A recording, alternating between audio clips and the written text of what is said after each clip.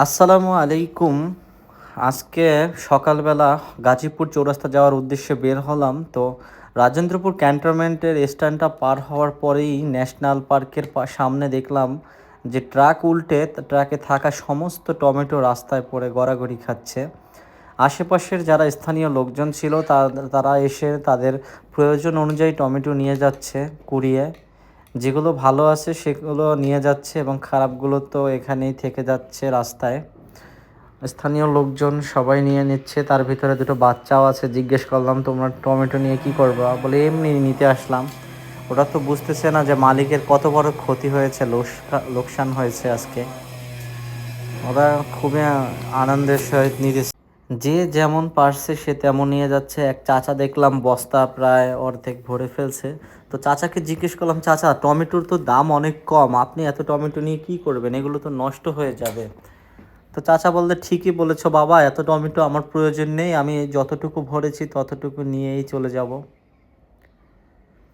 বাকি অন্য মহিলারা এবং আশেপাশের বিভিন্ন সিকিউরিটি গার্ড যারা ছিল বিভিন্ন ইন্ডাস্ট্রি ফ্যাক্টরির, সবাই আসছে টমেটো নেওয়ার জন্য। কেউ 20 কেজি, কেউ 50 কেজি, কেউ 30 কেজি, যে যেমন পারছে টমেটো নিয়ে গেছে।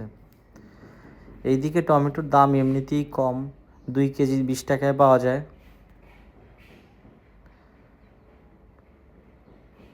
ক্যারেট নিয়ে আসছে টমেটো নেওয়ার জন্য, কেউ আবার বস্তা নিয়ে আসছে। তো এই চাচাকে জিজ্ঞেস করলাম, চাচা এত টমেটো নিয়ে কি করবেন আপনি? চাচা বলল যে, আর নিব না বাবা, বেশি নিলে নষ্ট হয়ে যাবে, আমার যতটুকু প্রয়োজন ছিল ঠিক ততটুকু নিয়ে যাচ্ছি। আসলে অনেকেই হয়তো এখানে দেখতেছে যে টমেটো পড়ে গেছে, দাম কম, কেউ নিচ্ছে না। কিন্তু এখানে যদি টমেটোর জায়গায় আপেল থাকতো তাহলে সর্বপ্রথম মনে হয় ভিডিও না করে আমিও কিছু নিয়ে নিতাম আপেল। যেহেতু টমেটো এবং সস্তা সেজন্য কেউই নিচ্ছে না, আমিও ভিডিও করতেছি। ট্রাকটা মাঝ বরাবর উল্টে গেছে।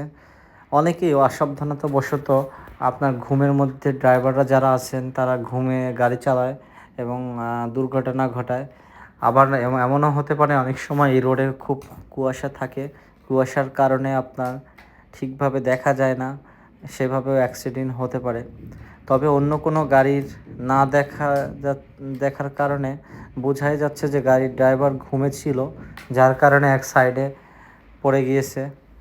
যদি অন্য গাড়ি থাকতো তাহলে তো মুখোমুখি সংঘর্ষ হতো। যেহেতু এটা ডাবল ওয়ে রোড, সেহেতু আপনার ডাবল ওয়েতে বিপরীত থেকে কোনো গাড়ি আসার সম্ভাবনা নেই। ভালো থাকবেন।